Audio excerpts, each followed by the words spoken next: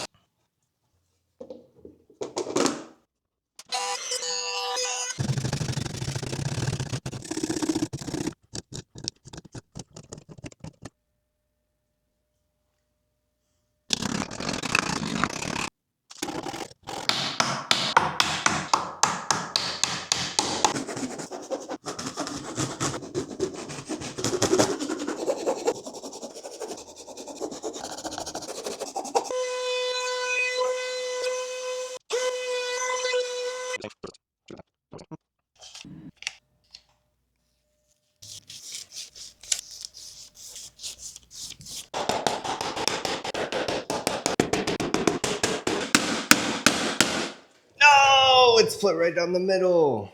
All right, so we messed this up here, but everything else is still intact.